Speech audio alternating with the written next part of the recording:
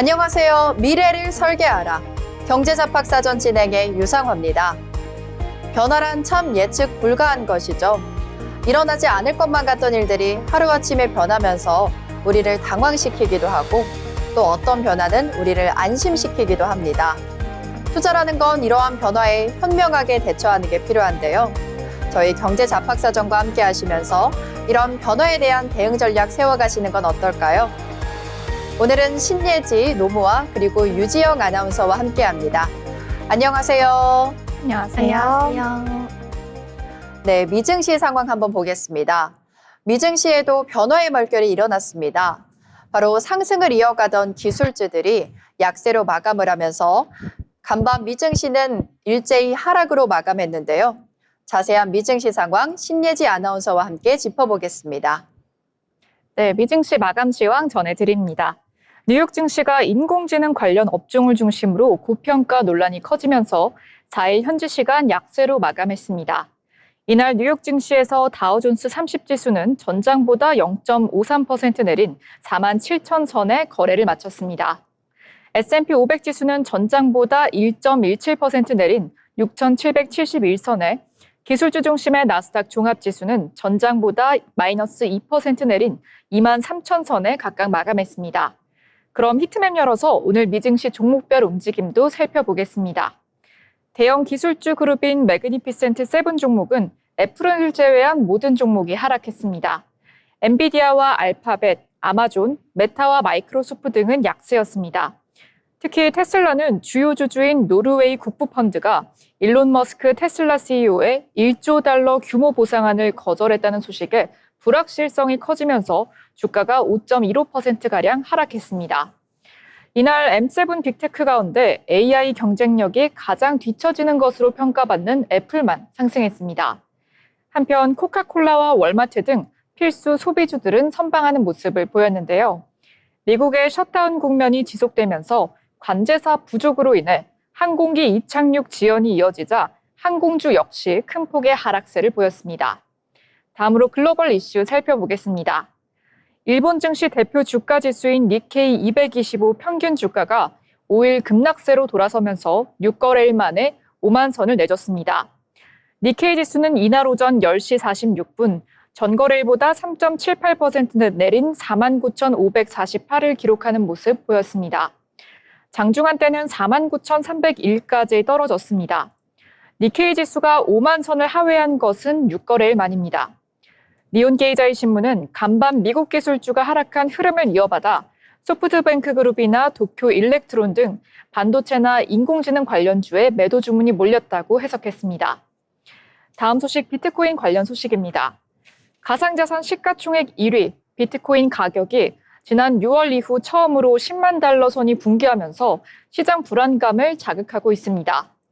미국 연방정부의 셧다운 최장 기록 경신을 앞둔 가운데 경제성장 둔화에 대한 우려, 대규모 가상자산 보유 자산인 이른바 고래의 매도적인 영향이 복합적인 영향을 끼친 것으로 풀이됩니다. 지난주 제롬 파월 미국 연방준비제도 의장이 12월 금리 인하 가능성에 대해서 신중한 태도를 보인 것도 한몫했습니다. 다만 펀드 스트렛은 여전히 비트코인 연말 목표가를 15만에서 20만 달러로 제시하면서 반등 가능성을 열어두고 있습니다. 다음 소식입니다. 이어서 미국 연방정부의 셧다운 관련 소식인데요.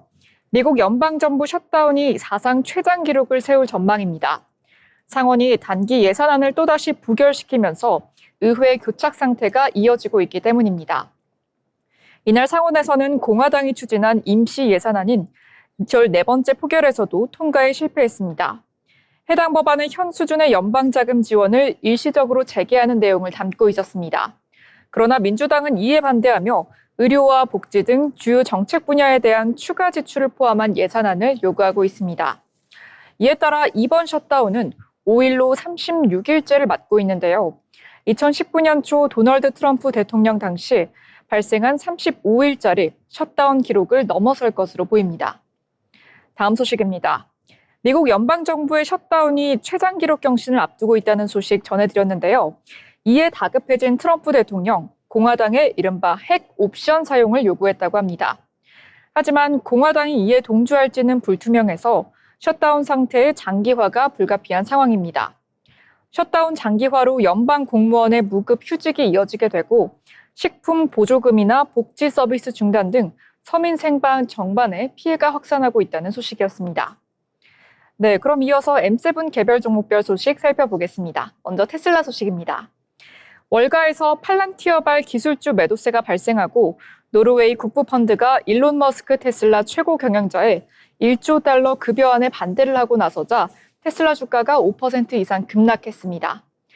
4일 뉴욕 증시에서 테슬라는 5.15% 급락한 444.26달러로 정규장을 마감한 데 이어서 시간의 거래에서도 0.41% 하락하는 모습을 보였습니다. 이로써 시총도 1조 4,780억 달러로 줄었는데요. 일단 팔란티어발 기술주 매도세가 증가하면서 주요 기술주가 일제히 급락하자 테슬라도 덩달아 하락하는 흐름을 보였습니다. 다음 M7 소식, 엔비디아 소식입니다. 영화 빅쇼트의 실제 주인공인 공매도 투자자 마이클 버리가 현지 시간 4일 인공지능 거품론에 다시 불을 질렀습니다.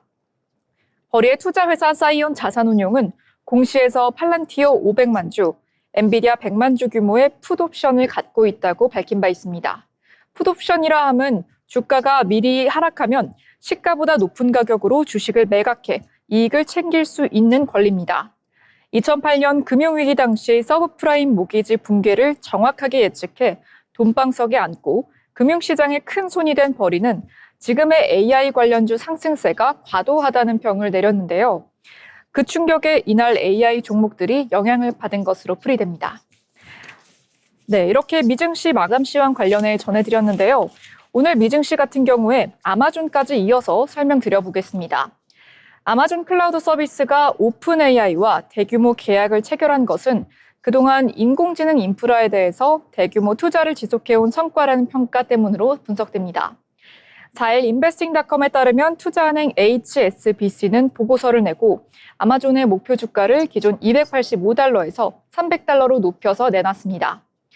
HSBC는 아마존이 주요 빅테크 기업들 가운데 가장 공격적으로 데이터 인프라 서버를 늘려온 것 성과가 대규모 수주로 이어졌다고 평가했습니다. 네, 이렇게 M7 이슈 살펴봤는데요. 미증시 전반적으로 뉴욕 증시가 하락세로 거래를 마감한 하루였습니다. 전일장 마감 후 호실적을 발표한 팔란티어가 밸류에이션 부담으로 급락하자 AI 관련 업종의 고평가 논란이 재차 부각이 되면서 3대 지수가 일제히 하락세로 거래를 마감한 건데요.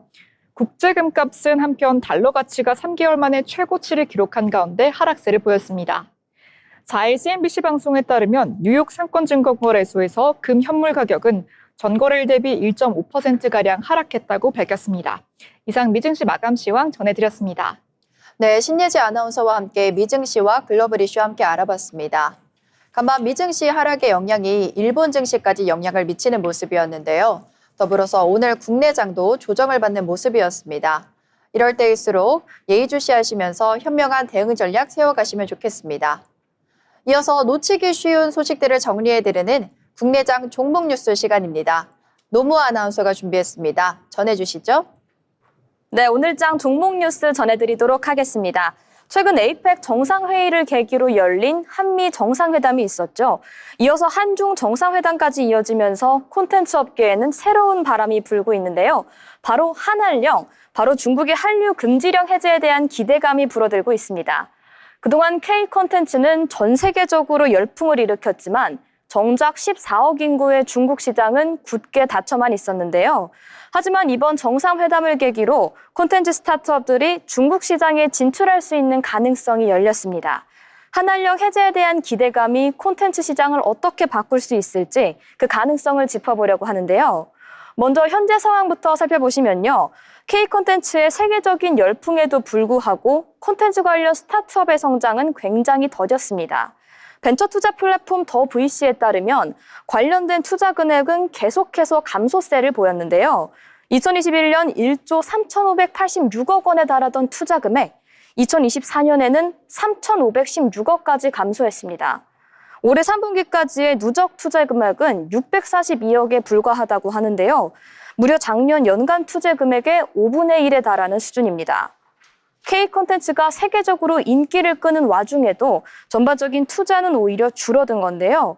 그 이유 중에 하나가 바로 14억 거대 시장인 중국 시장이 막혀 있었기 때문입니다. 때문에 게임업계는 중국 시장의 개방이 현실화될 경우에 새로운 성장 기회를 맞이할 수 있을 것이다 라고 긍정적으로 전망을 하고 있습니다. 대표적인 사례가 바로 넥슨입니다. 넥슨은 중국 내 던전 앤 파이터의 인기에 힘입어서 폭발적인 성장을 한 사례가 있는데요. 당시 넥슨은 한알령 문제를 뛰어넘기 위해서 텐센트 게임즈와 협력을 했었습니다.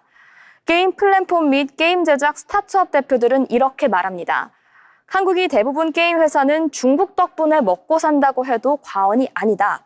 진출할 수 있는 콘텐츠 시장이 넓어진다면 당연히 플랫폼 기업은 연쇄적으로 영향을 받는다. 결국 도덱사가 돈을 벌어야 플랫폼도 같이 돈을 버는 구조입니다. 게임뿐만이 아닙니다. 요즘 굉장히 유행하고 있는 짧은 포맷이죠. 쇼츠와 같은 콘텐츠 역시 중국 시장의 개방을 주목하고 있습니다. 캐릭터 AI 솔루션을 기반으로 다양한 IP 기업과 협업하고 있는 셀렉트스타. 그동안은 중국 시장을 주요한 시장으로 보진 않았습니다. 한알령 등으로 인한 콘텐츠 진출에 장벽이 있었기 때문인데요. 하지만 셀렉트스타의 관계자는 관련 규제가 풀린다면 시장이 조금 더 활성화될 것이라고 기대감을 전했습니다. 벤처캐피털 업계 관계자도 관련된 분위기를 감지를 하고 있습니다. 에이펙 정상회의 전부터 텐센트 등 중국 플랫폼과 관련된 중국 출장이 늘어났다고 하는데요.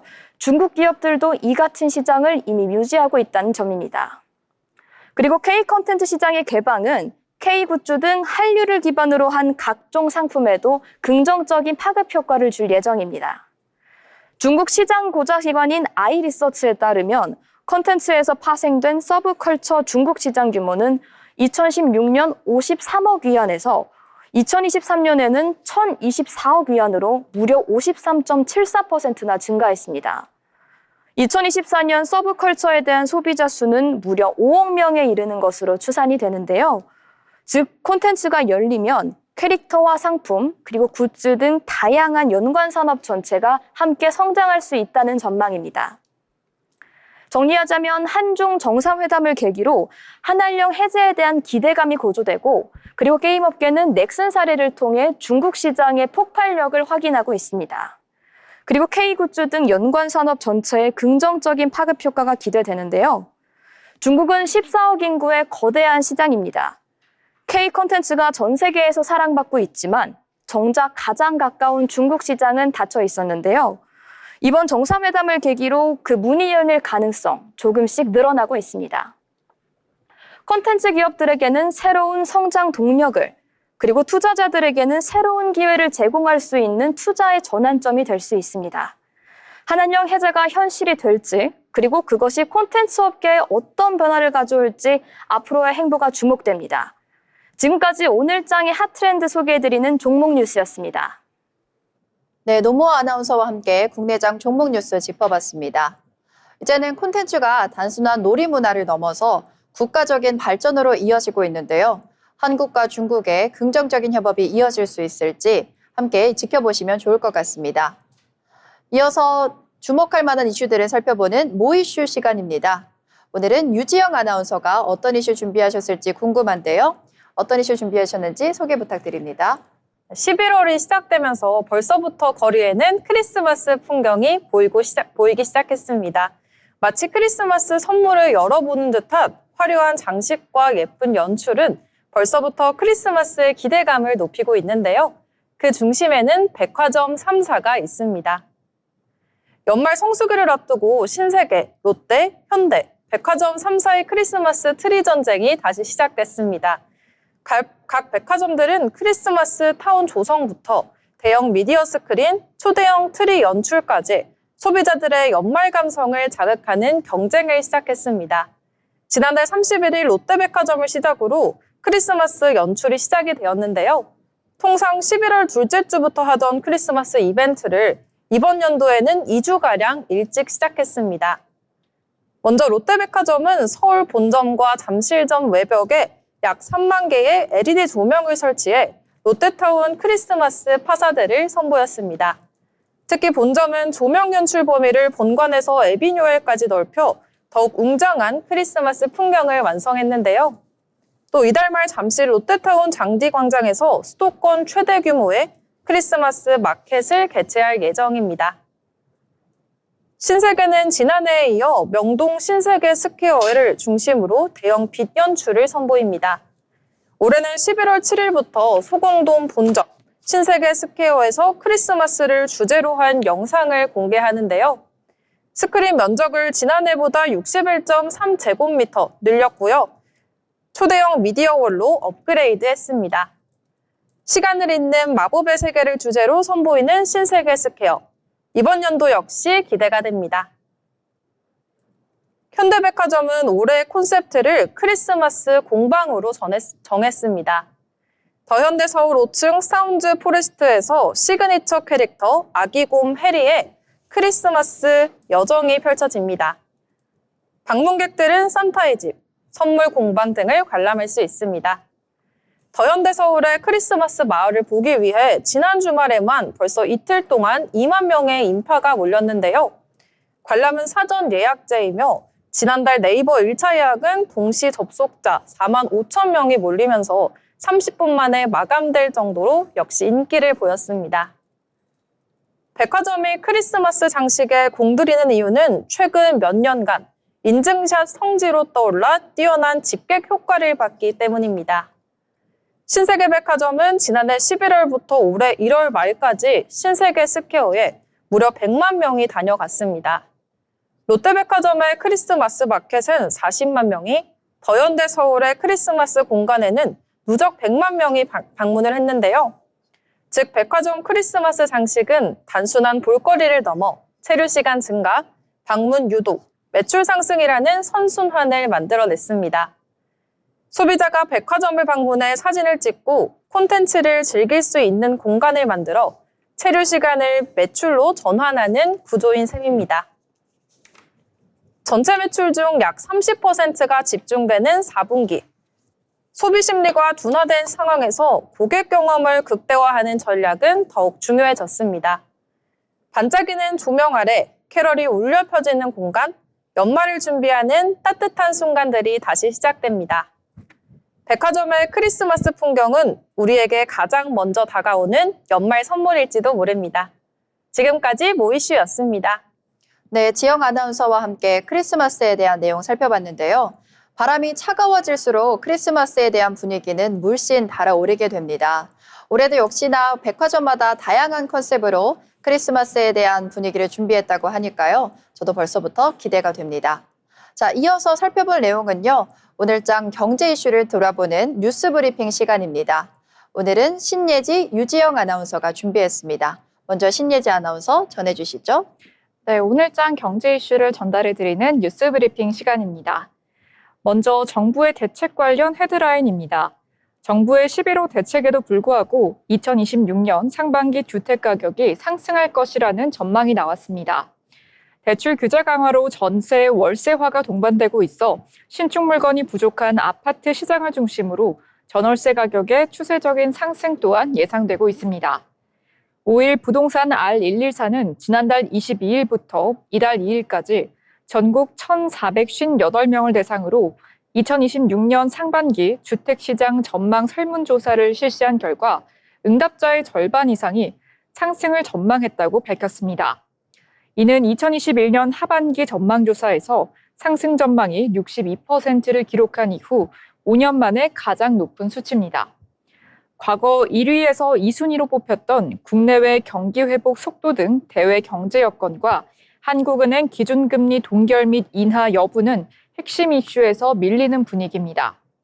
최근 대외 경제 여건 개선에 따라 주식 등 금융시장의 수익률이 높아졌고 기준금리는 동결 및 인하가 천천히 이뤄지고 있기 때문인 것으로 분석됩니다.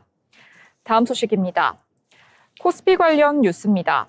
코스피 지수가 미국발 인공지능 고평가 논란에 충격을 받으면서 5일 장중 3,900선이 붕괴되는 모습을 보여줬습니다. 코스피와 코스닥 양대 증시가 6% 안팎으로 폭락하자 한국거래소는 각각 7개월과 15개월 만에 매도 사이드카를 발동했습니다. 이날 오전 11시 현재 코스피 지수는 전일비 4.8% 하락한 3,920.09를 기록하는 모습도 보였습니다. 이날 1.61%의 급락세로 출발한 코스피 지수는 장 초반 패닉셀 물량이 쏟아지면서 하락폭을 키웠고 4,000선과 3,900선을 잇따라 무너뜨리는 모습을 보여줬습니다. 오전 10시 33분께는 코스피 지수가 6.16% 내린 3,867.81까지 떨어지기도 했습니다. 지수가 급락하자 한국거래소는 이날 오전 코스피 매도 사이드카를 발동한 데 이어 10시 26분에는 코스닥 매도 사이드카도 발동했습니다. 코스피와 코스닥 시장에 매도 사이드카가 발동된 건 각각 7개월과 15개월 만입니다. 매도 사이드카는 선물 시장의 급등락이 현물 시장에 영향을 미치는 것을 방지하기 위한 제도로 코스피 200 선물, 코스닥 150 선물이 전일 종가 대비 5% 하락이 1분간 지속될 경우 발동됩니다. 이날 증시 급락은 미국에서 불거진 AI 버블론 영향에 투심이 급격히 쪼그라든 영향으로 풀이가 됩니다. 다음 뉴스 AI 거품 관련 뉴스입니다.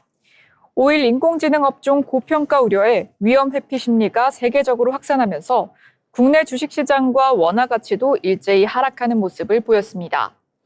코스피가 장중 5% 넘게 밀리면서 3,900선 아래로 떨어졌고 원달러 환율도 1,450선에 다가서며 7개월 만에 가장 높은 수준으로 뛰었습니다.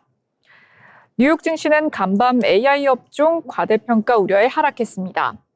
NA농협은행 전문위원은 10월 말 APEC 시장 무렵 외국인 차익 실현 움직임이 있었고 정상회담과 대미 투자 협상 등의 호재가 다 나오고 나자 11월 국내 주식 외국인 매도세가 가속했다며 당국 개입의 경계감에도 불구하고 환율이 급등하는 분위기라고 밝혔습니다. 지금까지 뉴스 브리핑 전해드렸습니다. 네, 이어서 유지영 아나운서가 소식 전해주겠습니다. 네, 2025년 10월 소비자 동향지수 소식입니다. 국가데이터처가 11월 4일 발표한 10월 소비자 물가 동향에 따르면 지난달 소비자 물가지수는 117.42로 1년 전보다 2.4% 올랐는데요. 이는 지난해 7월 2.6% 이후 가장 높은 수치입니다. 올해 초부터 2%대 안팎을 유지하던 상승률은 지난 8월 SK텔레콤의 통신요금 감면 영향으로 1.7%대로 내려왔다가 9월부터 다시 2%대로 올라왔습니다. 이번 물가 상승에는 긴 추석 연휴가 영향을 미쳤습니다. 8년 만에 가장 긴 연휴로 여행과 숙박 수요가 몰리면서 콘도 이용료는 26.4% 급등했고 승용차 임차료, 해외 단체 여행비가 각각 10%대 상승했습니다. 농축수산물 가격도 오름세를 보였습니다. 농축수산물 물가는 3.1% 뛰며 전체 물가 상승에 0.25%포인트 기여했습니다. 특히 농산물 중 잦은 비로 출하가 늦어지며 쌀은 21.3%, 찹쌀은 45.5%나 올랐습니다. 석유류 가격도 4.8% 상승했는데요. 지난 2월 6.3% 상승 이후 8개월 만에 최고 상승폭을 기록했습니다. 작년 10월 국제유가 하락에 따른 기저효과와 최근 환율 상승 등이 영향을 미쳤습니다. 체감 물가가 다시 높아지는 만큼 향후 물가 흐름을 면밀히 지켜볼 필요가 있겠습니다. 다음 소식입니다. 다음은 인공지능 AI 챗GPT 관련 소식인데요. 이번 달 말로 서비스 3주년을 맞는 챗GPT. 2022년 11월 첫 출시 이후 전 세계를 급격한 AI 혁명을 만들어냈습니다. 그런데 챗GPT의 국내 월간 신규 설치 건수가 8개월 만에 100만 건 밑으로 떨어졌습니다. 11월 4일 IG AWorks의 모바일 인덱스에 따르면 챗GPT의 지난 10월의 신규 설치는 94만 3,153건으로 집계가 됐는데요. 이는 전달인 지난 9월 134만 8,320건과 비교해 3분의 2 수준으로 하락한 것입니다. 신규 설치가 100만 건을 하회한 것은 지난 2월 이후 무려 8개월 만입니다. 다만 이용자 규모는 증가세를 이어가고 있습니다. 챗GPT 월간 활성 이용자는 완만한 상승세를 이어가고 있는데요. 지난달 챗GPT 이용자는 1,304만 8,025명으로 처음으로 1,300명을 넘어섰습니다. AI 서비스 이용 방식이 초기 호기심 중심에서 유지 사용자, 즉 고정 이용층 중심으로 돌아가고 있다는 분석이 나옵니다. 한편 챗GPT 개발사 오픈AI는 현재 2027년을 목표로 최대 1조 달러 규모의 IPO 사전 정지 작업을 진행 중이고 초기 투자자인 마이크로소프트와 관련 합의도 마무리된 것으로 보입니다. 사용 행태에서 양극화 현상이 보이는 챗GPT. 앞으로 기술 고도화와 상용화 전략이 AI 시장 지형에 또 어떤 변화를 가져오게 될지 주목됩니다. 네, 오늘 숨고르기에 나선 모습이었습니다. 그동안 쉼없이 올라온 만큼 오늘은 조금 쉬어가는 모습이었는데요. 투심이 약간은 주춤하는 이런 때 매수와 매도에 대한 전략 다시 한번 세워보시면 좋을 것 같습니다. 아울러 본 방송에서 제공하는 정보는 투자 판단에 대한 조언일 뿐 해당 종목 가치의 상승 또는 하락을 보장하지 않습니다.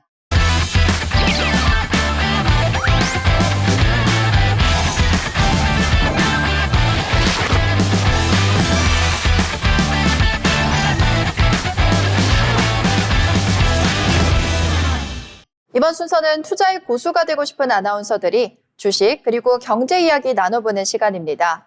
먼저 오늘장 국내 증시 마감부터 살펴보고 오겠습니다. 노무 아나운서 전해주시죠. 네, 11월 5일 수요일 오늘자 마감 시황 전해드립니다. 미국발 증시 급락에 오늘 우리 증시도 직격탄을 맞았습니다. 장 초반 3,860선까지 붕괴되는 모습을 보였는데요. 이후 소폭 상승하면서 간신히 4,000선을 지켜냈습니다. 지난해 8월 5일 블랙 먼데이 사태 이후 최대 규모의 하락이었습니다. 자세한 상황 지수와 함께 살펴보도록 하겠습니다. 오늘 코스피 살펴보시면요. 전거래일 대비 117포인트가량 내린 4,004대에서 거래를 마쳤습니다. 장 초반 급락하면서 3,800선까지 밀리는 모습을 보여줬지만 이후 반등에 성공하면서 전거래일 대비 2.85% 마친 선에서 거래를 마쳤습니다.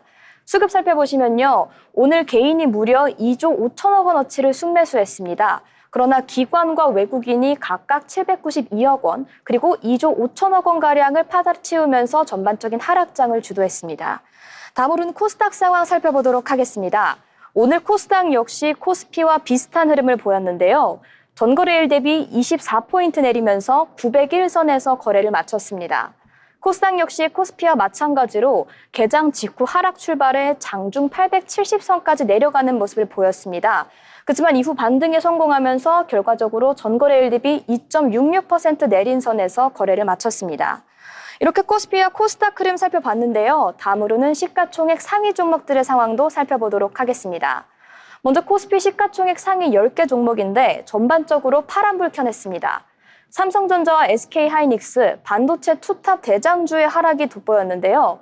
삼성전자의 경우에는 전거래일 대비 4.1% 하락하면서 10만 600원의 거래를 마쳤고 SK하이닉스의 경우에는 전거래일 대비 1.19% 하락한 57만 9천 원 선에서 거래를 마쳤습니다. 전반적으로 다른 대장주들의 상황도 좋지는 않았습니다. 현대차 2.72% 하락, 두산 에너빌리티의 경우에는 큰 낙폭을 보였습니다. 무려 6.59% 하락하며 8만 3,600원 선의 거래를 마쳤습니다. 그 밖에 한화 에어로스페이스 그리고 HT 현대중공업 역시 모두 하락 마감하면서 오늘 코스피 시가총액 종목들 파란불 켜내면서 마감했습니다. 다음으로는 코스닥 시가총액 상위 종목들까지 살펴보도록 하겠습니다. 알테오젠 전거래일 대비 3.64% 하락하며 2만 원 내린 52만 9천 원의 거래를 종료했습니다. 에코프로비엠과 에코프로를 필두로 한 2차 전지주의 흐름도 좋지는 않았는데요. 에코프로비엠의 경우에는 전거래일 대비 2.41% 하락한 15만 7,900원 선에서 거래를 마쳤습니다. 전반적으로 상위 종목들의 상위까지 살펴봤는데요. 오늘 코스피의 급락으로 유가증권 시장에서는 사이드카가 발동됐습니다. 그렇지만 전문가들은 국내 증시의 하락은 추세의 전환은 아니고 최근 급등에 따른 단기 과열 해소라고 판단을 한다고 밝혔는데요. 중장기적인 관점에서 AI와 그리고 기술주 모멘텀이 부러진 것은 아니다라는 분석도 내놨습니다. 전거래일 4,200을 돌파하면서 새로운 역사를 썼던 우리 증시, 오늘은 한 템포 쉬어가는 모습을 보였습니다. 지금까지 마감 시황 전해드렸습니다. 네, 노무 아나운서와 함께 오늘장 마감 상황 전해드렸습니다. 이어서 코스피, 코스닥 상황 알아봤으니 특징주 함께 알아보는 시간 있겠습니다. 먼저 신예지 아나운서가 준비하셨습니다. 네, 오늘의 특징주 전해드립니다. 오늘의 특징주는 LG U+입니다. 코스피가 4% 이상 급락한 하락장 속에서도 통신주가 방어주로 주목받고 있습니다. 변동성이 확대되는 가운데 안정적인 배당과 견조한 실적 전망이 부각된 것으로 풀이됩니다. 5일 한국거래소에 따르면 이날 오후 10시 기준 통신업종 지수는 전거래일 대비 1.25% 상승한 473.56을 기록했습니다. 업종별로는 음식료나 전기가스 등 전통적인 방어업종도 약세였던 가운데 통신업종만이 유일하게 상승세 보인 겁니다. 통신주 강세는 배당 안정성과 내수 중심의 사업 구조, 외환 변동에 대한 낮은 민감도 등이 반영된 결과로 풀이됩니다. 변동성이 확대되면 실적 예측 가능성이 높은 종목군으로 자금이 이동하는 경향이 있습니다. 5일 오전 LG유플러스는 전일 대비 6.25% 오른 15,460원에 거래되는 모습 보였습니다. 같은 시각 NXT 지수 관련 종목도 5.91% 상승한 15,410원을 기록하며 동반 강세를 보였습니다. 두 종목 모두 최근 한 달간 14,500원대 중반에서 15,200원대 사이에서 움직이면서 박스권 흐름을 이어왔는데요. 이날 상승으로 단기 상단을 다시 돌파한 상태입니다. 현재 LG유플러스는 장 초반 기준 새로운 공시나 회사 측의 발표는 없었습니다. 주가 급등은 전반적인 업종 내 매수세 강화와 시장의 방어주 선호 흐름이 영향을 준 것으로 풀이됩니다. 최근 미국 증시에서 기술주가 변동성을 보이는 가운데 국내 투자자들이 실적 안정성과 배당 매력이 높은 통신업종을 다시 평가하는 움직임이 관찰되고 있습니다. 이러한 좋은 소식에 LG유플러스의 차트 한번 살펴보겠습니다. 오늘 LG유플러스 시가는 조금 하락한 0.14% 마이너스 폭에서 출발했습니다. 고가는 장중 한때 7%의 상승폭을 기록하며 15,590원을 기록했고요. 종가는 2.68% 상승한 14,950원의 종가를 형성했습니다. 네, 이어서 저와 함께 보실 특징주는 일동제약입니다. 최근 비만 치료제에 대한 관심이 높아지고 있죠. 이런 가운데 일동제약은 먹는 비만약 개발 기대감에 힘입어서 강세를 이어갔습니다. 비만 치료제 하면 기존의 주사형 치료제인 위고비나 마운트르를 먼저 떠올리실 텐데요. 하지만 이런 약들은 투약을 중단하면 요요 현상이 일어나거나 근손실 같은 한계에 부딪히곤 했습니다. 이 때문에 최근엔 저분자 경구용 비만약, 즉 먹는 비만약에 대해서 관심이 쏠리고 있는데요. 이러한 가운데 일동제약이 임상 데이터를 선도적으로 확보하면서 첫 기술 수출 가능성까지 제기되고 있습니다. 일동제약의 신약개발 자회사 유노비아가 개발 중인 후보물질은 하루 한 번 복용하는 비만약으로 임상 일상 결과 경쟁물질보다 우수한 체중 감소 효과를 보였다고 밝혔습니다. 국내 성인 36명을 대상으로 한 임상에서 고용량 투약군의 4주 뒤 평균 체중 감소율이 9.9%로 나타났는데요. 이 수치는 릴리의 오포글리프론이나 스위스 로슈의 후보물질보다도 높은 수치입니다. 또한 간 기능 지표가 오히려 개선됐고 부작용도 경미해서 안전성 면에서도 긍정적인 평가를 받았습니다. 현재 일동제약과 유노비아는 2025 바이오 유럽에 참가해서 글로벌 파트너링 미팅을 진행 중인데요. SK증권은 현재 릴리 외에는 먹는 비만약 공급이 거의 없는 만큼 일동제약이 첫 글로벌 기술 이전 계약을 성사시킬 가능성이 높다고 분석했습니다. 오늘 주가는 6.59% 상승하면서 28,400원에 마감했습니다. 이어서 다음 특징주 유지영 아나운서가 준비했습니다. 특징주 우리로 소개해드리겠습니다. 우리로는 양자통신용 광소자, 광커넥터, 수신 모듈 분야에서 핵심 부품을 담당하는 국내 주요 공급망입니다. 정부의 K양자연합 출범이 호재로 작용했는데요. 정부가 국내 양자기술 산업화를 본격 추진하기 위해 삼성전자, 현대자동차, 하나오션 등 주요 대기업이 참여한 K양자산업연합을 공식 출범시킨 가운데 광통신 전문기업 우리로가 공급사 파트너로 이름을 올리며 오늘 상승세를 보였습니다. 차트 함께 살펴보겠습니다. 오늘 1271원에 출발을 했는데 장중 1544원까지 급등한 모습입니다. 이후 차익 매물이 출회되면서 오늘 우리로 4.6% 상승하며 1341원에 마감했습니다. 네, 지영 아나운서와 함께 우리로에 대해서 살펴봤는데요. 우리로에 대한 추가적인 소식 말씀드리겠습니다. 우리로 해서 기술 비전에서 가장 눈길을 끄는 부분은 양자암호통신의 핵심 부품인 단일 광자 검출 소자 개발이라고 합니다. 단일 광자 검출 소자는 한 개의 광자까지 감지해서 신호를 해석할 수 있는 초정밀 소자로 양자암호통신의 필수 구성 요소로 알려져 있습니다. 자, 다음 특징주 예지 아나운서와 함께 이어가겠습니다. 네, 다음 특징주는 노타입니다. 인공지능 경량화 및 최적화 기술 기업인 노타가 코스닥 상장 셋째 날 10% 넘게 뛰는 모습을 보여줬습니다. 5일 NP닥터에 따르면 노타는 이날 오전 기준으로 전 거래일 대비 13.52% 오른 45,750원에 거래되는 모습도 보였는데요. 앞서 지난 3일 코스닥에 상장한 노타는 첫날 공모가인 9,100원 대비 240.66% 오른 31,000원에 장을 마친 데 이어서 둘째 날인 전날에는 30% 오른 상한가에 마감했습니다. 노타는 AI 모델의 경량화, 최적화 기술을 기반으로 클라우드부터 온디바이스까지 AI가 효율적으로 작동하는 환경을 구축하는 AI 전문 기업입니다. 자체 플랫폼인 네츠프레소를 통해서 모델 크기와 연산량을 줄이고 하드웨어에 최적화함으로써 AI 개발 운영과 효율을 극대화하고 있습니다. 엔비디아나 삼성전자, 퀄컴, ARM 등 글로벌 기술 기업들과 협력하며 AI 생태계를 확장하고 있는 기업이고요.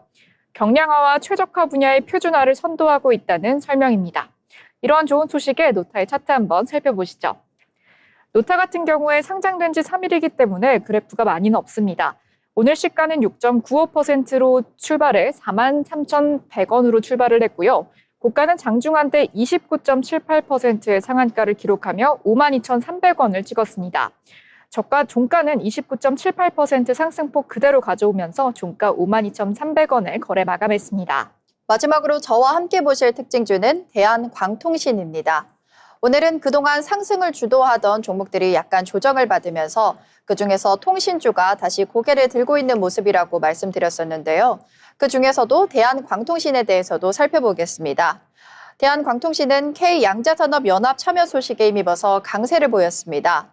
대한광통신은 광소묘와 광케이블을 제조하는 통신인프라 핵심 기업으로 삼성전자, 현대차, 한화오션 등과 함께 산업통상자원부가 주도한 K양자산업연합에 참여했습니다.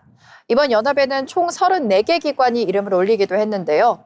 산업부는 출범식에서 양자기술 산업화 프로젝트를 함께 발표했는데 앞으로 초전도 양자 처리 장치 패키징, 극저온 냉각기 등 핵심 소부자 국산화를 목표로 하고 산업 현장의 문제 해결을 위한 양자 소프트웨어 개발과 검증도 확대할 계획입니다. 이처럼 양자 기술과 소부장 국산화 정책이 맞물리면서 자체 기술력을 보유한 대한광통신이 오늘 강세였습니다. 주가는 이날 17.93% 상승하면서 3,025원으로 마감했습니다. 이렇게 오늘의 특징주까지 다 알아봤고요. 이어서 자신만의 색깔을 가진 스토리로 주목을 받는 기업들이 있습니다. 오늘의 기업사전 유지영 아나운서가 준비했습니다. 전해주시죠. 오늘 HLB 그룹에 대해서 소개해드리겠습니다. HLB 그룹은 항암 신약 개발 기업입니다.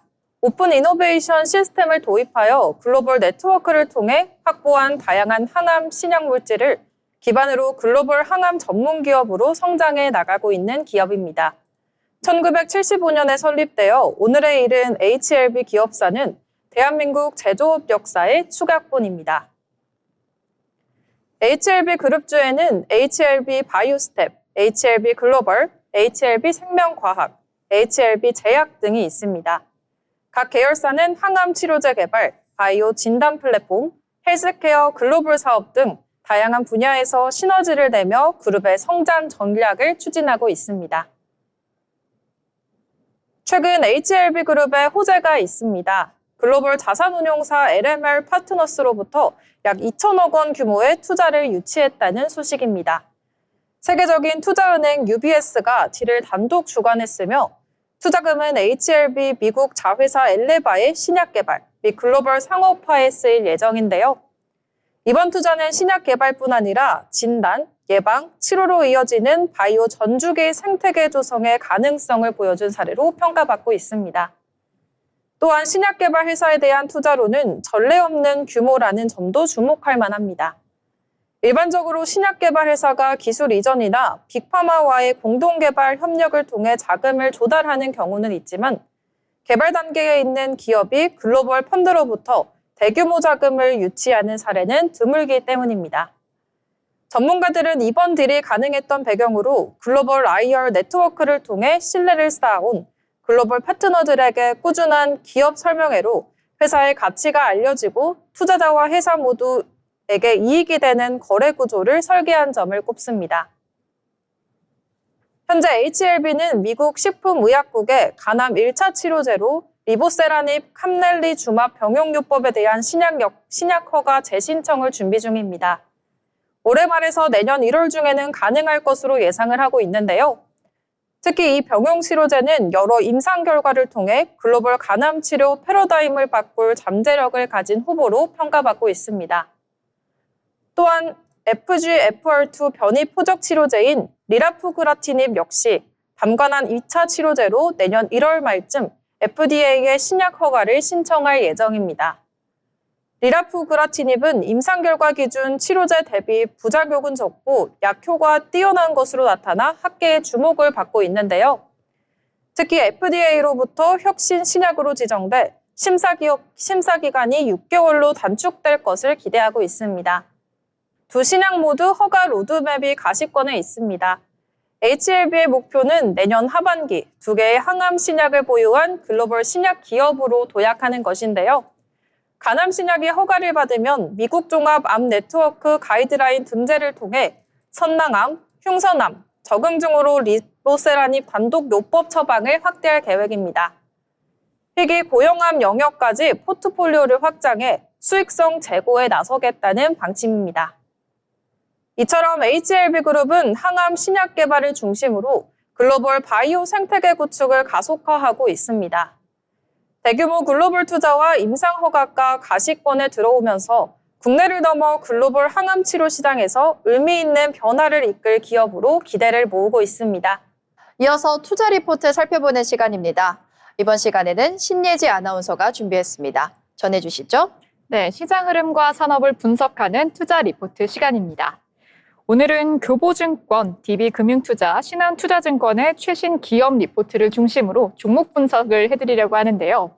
바로 호텔신라, 대한지분, 그리고 SM랩입니다.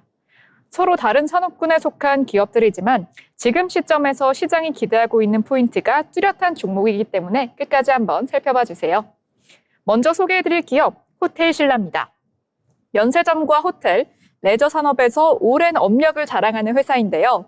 이번 교보증권 리포트에서는 호텔신라에 대해서 투자 의견, 매수, 목표 주가 6만 원으로 제시했습니다. 단기 실적 부진과 중장기 회복 사이에서의 전략적인 접근이 필요하다는 점을 강조했습니다. 3분기 실적을 살펴보면 연결 기준 매출액은 약 1조 257억 원, 영업이익은 114억 원을 기록했는데요. 표면적으로는 흑자를 기록하긴 했지만 핵심인 면세점 부문에서는 영업적자 104억 원을 기록했습니다. 시장 기대치에는 미치지 못하는 결과를 보여준 건데요. 그 이유는 크게 두 가지입니다. 첫째, 중국인 단체 관광객 회복 지연입니다. 코로나19 이후 한한령 완화 기대가 있었지만 단체 관광객이 본격적으로 풀리는데 시간이 걸리고 있습니다.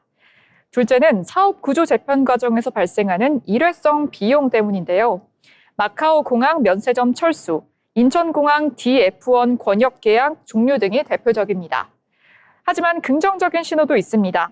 호텔 사업 부분은 여전히 안정적인 실적을 유지하고 있고요. 특히 제주호텔은 객실 점유율 회복세가 뚜렷합니다. 또한 중국의 무비자 입국 재개는 분명 수혜 소식인데요. 내년 상반기에는 중국 관광객 회복과 면세점 매출 동반 회복이 예상된다는 분위기입니다.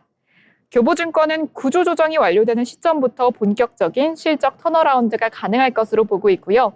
지금은 분할 매수 전략이 유효한 구간이라고 판단했습니다. 두 번째는 대한제분입니다. 단순한 식품 기업이 아니라 공표 밀가루로 잘 알려진 기업이죠. 독특한 투자 포트폴리오가 매우 인상적이라는 게 이번 투자 리포트의 핵심입니다. DB금융투자는 대한제분에 대해서 저평가 자산주의 대표격이라고 평가를 했는데요. 그 근거는 대한제분이 보유한 상장 자회사와 부동산 자산, 그리고 계열사 지분 가치입니다. 예를 들어 자회사인 대한해운은 벌크 해운 업황 호조에 따라서 최근 분기 실적이 개선 중이고요. 또한 삼양사나 LG 에너지솔루션 등의 지분을 보유하고 있어서요. 순자산 가치 대비 주가가 지나치게 낮게 형성되어 있다라는 평가입니다. 실제로 대한제분의 PBR은 0.3배 수준에 머물러 있고 보유 자산 가치만 따져도 현재 시가총액을 상회하고 있다라는 점에서 가치 재평가 가능성이 충분하다는 평가입니다. 또한 대한제분은 최근 서울 도심의 부동산 자산 매각과 현금 확보를 이어가고 있는데요. 그리고 주주 환원 정책 확대를 동시에 추진하고 있어서 배당 성향 상승 가능성도 거론이 되고 있습니다. 실적 측면에서도 원재료 가격이 좀 안정이 되면서 수익성이 완만하게 개선되는 흐름을 보이고 있습니다. 해외 식품 사업 확장도 장기적으로는 긍정적인 신호입니다. DB금융투자는 목표 주가를 25만 원으로 제시하면서 성장보다는 안정적인 수익과 자산 가치에 관심 있는 투자자에게 적합한 종목으로 평가했습니다. 그럼 이어서 다음 종목 한번 보실까요? 바로 SM랩입니다. 마지막으로 소개해드릴 종목 2차 전지 소재주인 SM랩입니다. 신한투자증권은 이 회사에 대해서 중장기 고성장이 가능한 기술주로 분류를 했는데요. 전기차 배터리 공급망 재편의 핵심 플레이어로 꼽았습니다. SM랩은 하이니켈 양극재를 중심으로 제품을 생산하고 있는데요. 이 소재는 에너지 밀도가 높고 전기차 주행 거리를 늘리는데 핵심적인 역할을 한다고 합니다. 특히 테슬라, 포드, GM 등 북미 고객사들과의 공급 가능성이 언급이 되고 있다는 점이 IRA, 미국 인플레이션 감축법 수혜주로도 부각이 되고 있습니다. 회사의 매출은 전년비 약 30% 이상 성장을 하고 있고요. 3분기 기준으로도 수출 비중이 40%를 넘어서는 수준까지 올라갔습니다.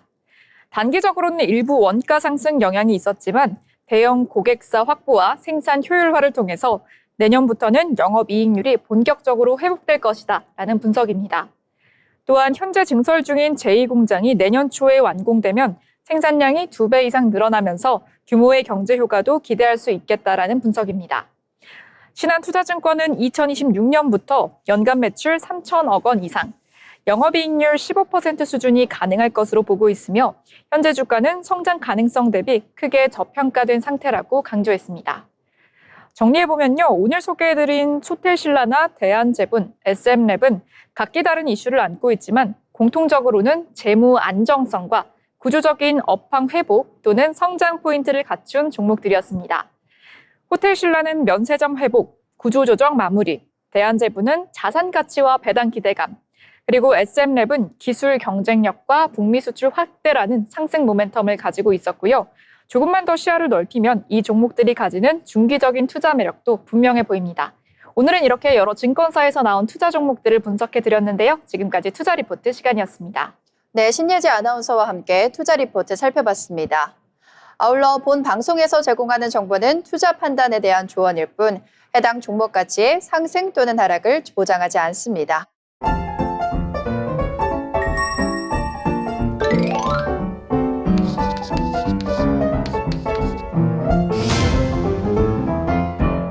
네, 오늘 이렇게 경제잡학사전 함께 살펴봤는데요. 오늘 장 어떻게 살펴봤는지 한 줄 평으로 마무리해보겠습니다. 먼저 예지 아나운서 오늘 장 어떻게 보셨나요? 네, 오늘 히트맵에서 여러 종목들이 주르륵 내리는 모습을 보여줬는데요. AI 거품론 다시 불거지나 이렇게 한 줄 평 해보겠습니다. 네, AI 거품론에 대해서 얘기해 주셨고요. 이어서 지영 아나운서 한 줄 평 전해주시죠. 네, 오늘 국내 증시 코스피가 AI 거품론에 출량했지만 그래도 4천선을 사수했다라는 거에 주목을 두고 싶습니다.